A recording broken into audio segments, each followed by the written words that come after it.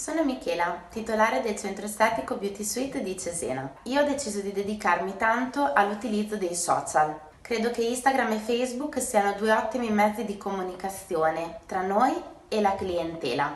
Ho deciso di creare delle immagini accattivanti e di curare molto la loro grafica. Ho pubblicizzato i miei prodotti cosmetici creando dei video con spiegazioni dettagliate, descrivendo i prodotti e il loro utilizzo. Ho deciso di creare anche dei video dove facevo vedere i propri trattamenti che eseguivo in istituto. In questa occasione ho anche deciso di inserire in salone dei kit ad uso domiciliare ma con prodotti professionali. Questi kit contengono tutto il necessario per far sì che la cliente possa fare direttamente a casa i trattamenti di cui necessita.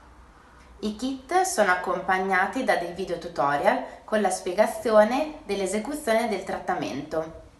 Ho inoltre creato un catalogo shopping dettagliato e ordinato con tutti i prodotti in vendita in salone sia per il viso che per il corpo.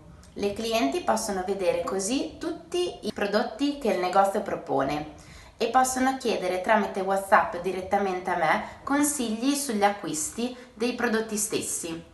Io, conoscendo bene la persona e la propria tipologia di pelle, sono in grado di consigliarle al meglio. Mi è venuta anche l'idea di creare una rubrica beauty.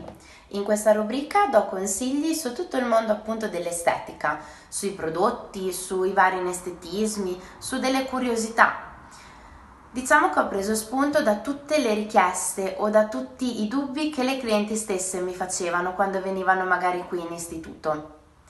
Vedo che tutte queste idee che ho portato, queste innovazioni, hanno avuto un buon riscontro.